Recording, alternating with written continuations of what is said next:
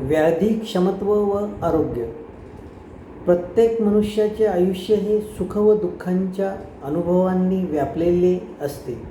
म्हटलेच आहे, सुख पाहता जवा पाडे, दुःख पाहता पर्वता एवढे. या उक्तीनुसार मनुष्याच्या जीवनात सुख हे अत्यल्प प्रमाणात वाट्याला येते, तर दुःख हे पदोपदी अनुभवायला मिळते. तेव्हा सुख व दुःख यानुसार प्रत्येक मनुष्याला आपल्या दैनंदिन जीवनात काही ना काही त्रास हा असतोच. या त्रासाचा आपण जर विचार केला तर काहींना शारीरिक त्रास असतो, तर काहींना मानसिक त्रास असतो. शारीरिक त्रासात सर्दीचा त्रास असतो, काहींना अपचनाचा त्रास असतो, तर काहीजण सांगतात मला झोपच येत नाही. काहींना सारखे मनात विचार येत असतात, काहींचा त्वचाविकारच कमी होत नाही, तर काहींना मधुमेह म्हणजेच डायबिटीस असतो. त्यांना गोड पदार्थांचे सेवन चालत नाही. काहींना रक्तदाब वृद्धी असते, तेव्हा त्यांना जेवणात मिठाचे सेवन हे कमी करावे लागते. अशा विविध शारीरिक व मानसिक दुःखांची अनेक उदाहरणे आपल्याला सांगता येतील. म्हणजेच मनुष्याच्या जीवनात असे हे दुःख पर्वतासारखे मोठे प्रमाणात आपणास पाहावयाला मिळते. पुरुषांचे स्वास्थ्य हे त्यांच्या शरीराचे असणारे धातूंचे बल, ओज, त्यांचे सत्व व त्यांचा अग्नी या घटकावर अवलंबून असतो. प्रत्येक व्यक्तीच्या आयुष्यात जीवनमानाचे त्यांच्या आपण जर बारकाईने निरीक्षण केले तर आपणास असे दिसते की काहींचे आयुष्य प्राय सुखी व आनंदी आढळते. त्यांना मानसिक आर्थिक सुखाबरोबरच त्यांची शरीर प्रकृती ही पण चांगली असते. त्यांनी काही खाल्ले व अपत्य केले तरी त्यांना सहसा त्रास होत नाही व ते व्याधिग्रस्तही होत नाही. तर त्याउलट काहीजण कसोशीने पथ्यसेवन करतात, प्रत्येक वेळी शरीरास सांभाळतात, काहीही बाहेरचे पदार्थ सेवन करत नाहीत, तरी पण ते वारंवार व्याधिग्रस्त होताना दिसतात. काहींना साधे पावसात भिजले तर लगेच ताप येतो, सर्दी होते व अपत्यकर सेवनाने त्यांना लगेच अतिसारासारखे किंवा पोटाचे अपचनाचे विकार होतात. याचे मूळ कारण जर आपण शोधले तर आपणास असे आढळून येते की हे जे वरील सांगितलेले सुखायू व्यक्ती आहेत, त्या व्यक्तींची जन्मतःच शरीराची जडणघडण ही उत्तम पोषित अशा प्रसादांशाने झालेली असते व त्यांचे धातुबल हे पण उत्कृष्ट प्रतीचे असते. म्हणजेच त्यांचे व्याधिक्षमत्व हे उत्तम असते. त्यामुळे अशा व्यक्ती अपत्य करूनही सहसा कोणत्याही आजारांना बळी पडत नाही. त्याउलट वारंवार आजारांना बळी पडतात. अशा दुःखायू व्यक्तींची व्याधिक्षमत्व हे कमजोर असते व त्यांचे बलही कमी असते. मग हे व्याधिक्षमत्व म्हणजे काय? शरीरात आजार उत्पन्न होऊ नये किंवा झाले तर त्यांची मारक क्षमता वाढू नये यासाठी शरीराने केलेला प्रयत्न वा शरीराची आजारास विरोध करण्याची क्षमता म्हणजेच व्याधिक्षमत्व होय. व्याधिक्षमत्वाच्या या व्याख्येलाच आपण सविस्तरपणे पाहिल्यास त्यास असे म्हणता येईल की शरीरावर होणाऱ्या बाह्य संक्रमणापासून त्या संक्रमणाला थोपविणे किंवा निष्कासित करणे हे शरीरामुळे किंवा शरीराविरोधी घटकांपासून शरीरांचे रक्षण व प्रतिकार करण्याचे जे सामर्थ्य आहे वा बल आहे त्यास व्याधिक्षमत्व असे म्हणतात. हेच व्याधिक्षमत्व आपण क्रियाशारीरनुसार सांगायचे झाल्यास, शरीरात स्वतःच्या प्रोटीन संघटनापेक्षा भिन्न प्रोटीन संघटनाचा जर प्रवेश झाला तर त्या प्रोटीन संघटनास प्रतिकार करून निष्कासित करण्याची शरीराची जी शक्ती आहे त्यास व्याधिक्षमत्व किंवा इम्युनिटी असे म्हणतात. शरीरात रोग उत्पन्न होऊ नये व झाल्यास त्याचा प्रतिकार व्हावा या दृष्टीने शरीर व मानसिकरित्या एक निसर्गतःच रोगप्रतिकार यंत्रणा कार्यरत असते. या यंत्रणेला सहाय्य करण्यासाठी किंवा या यंत्रणेचे काम अधिकाधिक चांगले होण्यासाठी आयुर्वेदशास्त्राने शास्त्रोक्त संपूर्ण जीवनशैलीच आखून दिलेली आहे.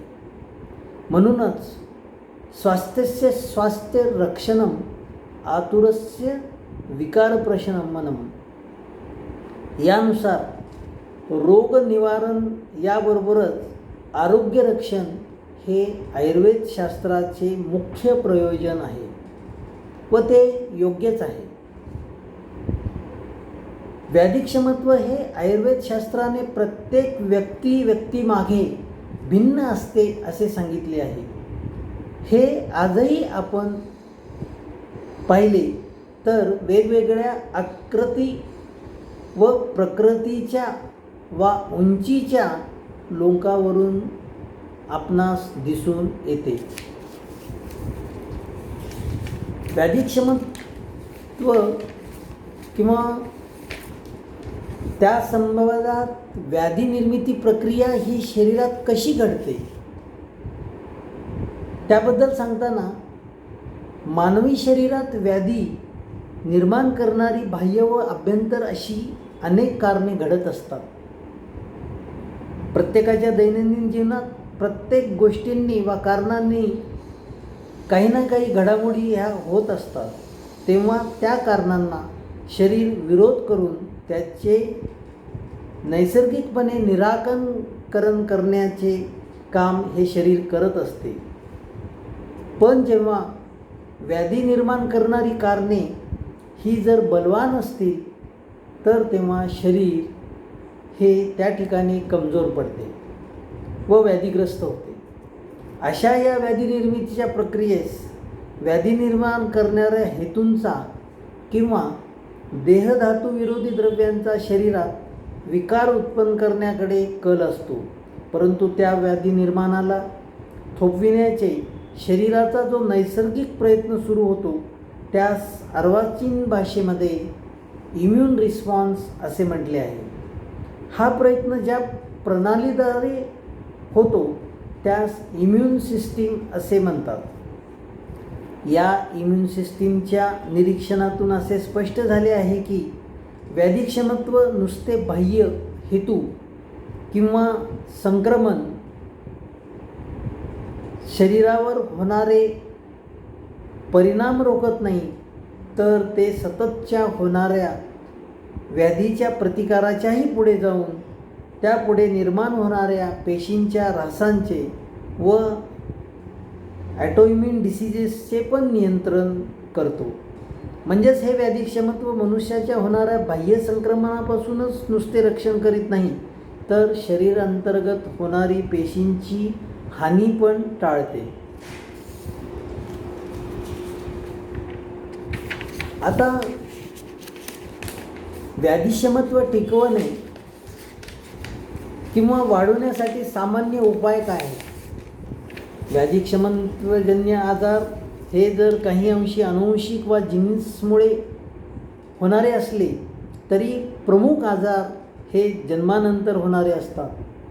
त्यासाठी ते टाळावायचे झाल्यास आपणास काही महत्त्वाचे उपाय सांगतो. मनुष्याने आयुर्वेदाने सांगितलेले स्वस्थ वृत्ताचे नियम पाळावेत. यामध्ये दिनचर्या सांगितली आहे. या दिनचर्येमध्ये नित्यदिन काय करावे हे सांगितले आहे. ही दिनचर्या सकाळी उठून ते रात्री झोपेपर्यंत काय काय गोष्टी कराव्यात याविषयीची माहिती देते.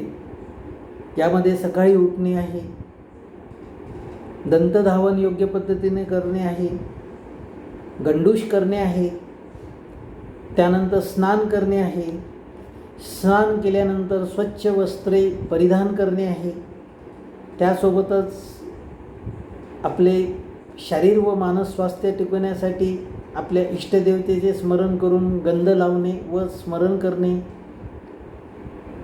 नमन करणे या गोष्टी यामध्ये येतात. ही सर्व कर्मे दिनचर्येत सांगितली आहेत. तेव्हा हे नियम पाळणे व्याधिक्षमत्व वाढीसाठी जरुरीचे आहे असे मला वाटते. तसेच ऋतुचर्या ही देखील आयुर्वेदाने सांगितली आहे.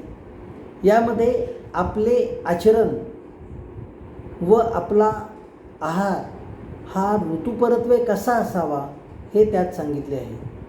जसे पावसाळा व्याधी मध्ये पावसाळ्याच्या दिवसात अग्नी हा मंद असतो, तेव्हा जड पदार्थ खायचे नाहीत, हलका असा आहार घ्यावा असे त्यात सांगितले आहे. त्याउलट हिवाळा या ऋतूत आहार हा जड पदार्थांनी घेण्यास हरकत नाही, तसेच पौष्टिक असा आहार पण घेण्यास या ऋतूमध्ये हरकत नाही असे सांगितले आहे. आयुर्वेदाने ऋतुचर्येचे ऋतूनुसार केलेले वर्णन, त्यासोबत ब्रह्मचर्याचे पालन करणे, त्यासोबतच आयुर्वेदाचं अंग असलेले असे योगासना व मनशांतीचे उपाय, ध्यान, धारणा, चिंतन करणे व मानसिक आचरण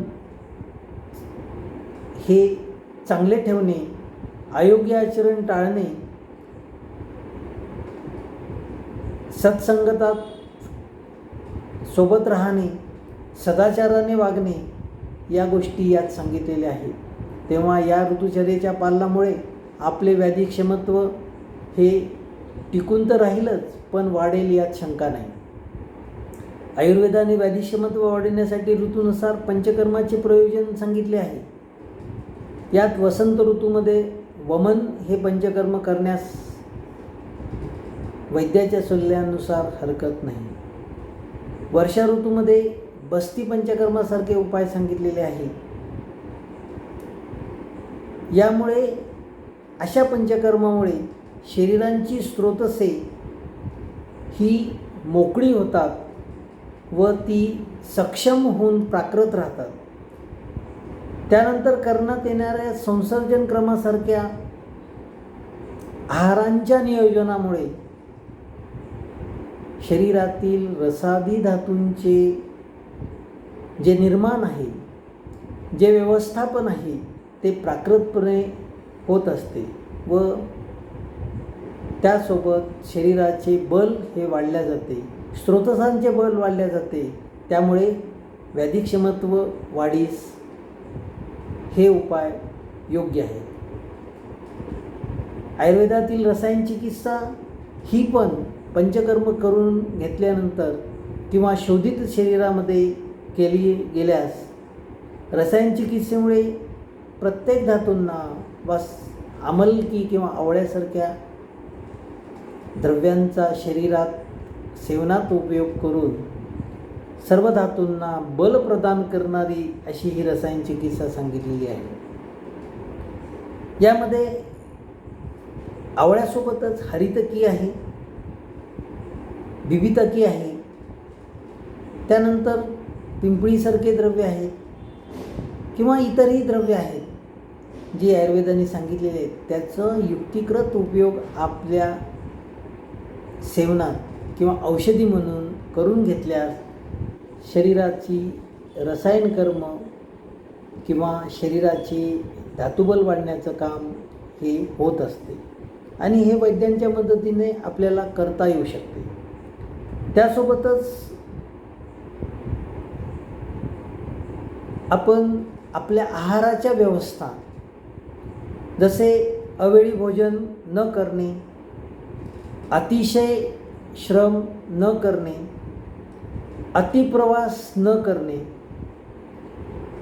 शक्यतोवर जागरण टाळणे आणि सर्वात महत्त्वाचे आजच्या युगात व्यसनापासून आपण दूर राहणे, व्यसनाच्या अधीन न होणे, शरीराच्या सर्व बाबींचा म्हणजे शरीराला पोषक अशा बाबींचा विचार करून आपला आहार, विहार आणि आचरण ठेवणे हे महत्त्वाचे आहे. त्यामुळे शरीरात वीर्यांश मुबलक प्रमाणात असणाऱ्या आहार्य द्रव्यांचा भोजनाच्या माध्यमातून समावेश केला तर मनुष्याचा अग्नी पण चांगला राहतो, त्यासोबतच त्याचे आरोग्य पण चांगले राहते. त्यासाठी वेळेवर जेवण करणे, भूक लागल्यानंतरच जेवण घेणे, जेवणानंतर लगेच काही गोष्टी किंवा जेवणानंतर जेवण किंवा काही पदार्थ न खाणे, त्यामध्ये एक प्रकारचा 2 जेवणाच्या मध्ये विश्राम देणे, या गोष्टी जरी छोट्या छोट्या असल्या तरी शरीराच्या सौष्ठवसाठी, शरीराच्या अग्नी संवर्धनासाठी, शरीराच्या बल वाढवण्यासाठी व आरोग्यासाठी महत्त्वाचे आहे. यासाठीच आयुर्वेदीय शास्त्रामध्ये संतुलित आहाराचे महत्त्व सांगितले आहे, नियमाने राहण्यास सांगितले आहे, यम नियम प्रत्याहार यासारख्या गोष्टी सांगितलेल्या आहेत. नित्य दैनंदिन सातत्याने व्यायाम करण्यास सांगितलेला आहे. आणि कामात तर आपण करायचं आहे, पण कामात आपलं जे दैनंदिन दिनचर्या आहे त्यामध्ये विश्रांती पण घेणे आवश्यक आहे. आणि त्यासोबतच शरीराची अंतर्बाह्य स्वच्छता पाळणे व सर्वात महत्त्वाचं म्हणजे मन आनंदी ठेवणे आणि आपल्या प्रत्येक ऋतूनुसार किंवा हवामानानुसार आपल्या शरीरात घडणाऱ्या बदलांची जाणीव ही आपल्याला बाह्य हवामानापासून आपल्याला शरीराला मिळत असते. त्यापासून आपण आपले संरक्षण करणे, जसं ऊन अति असेल तर आपण डोक्याला हॅट घालणे किंवा डोक्याला काही रुमाल बांधणे असं करत असतो. तर अशी जाणीव ठेवणे गरजेचे आहे. त्यामुळे प्रकृती स्वास्थ्य लाभेलच व व्याधिक्षमत्वही टिकेल यात शंका नाही. धन्यवाद.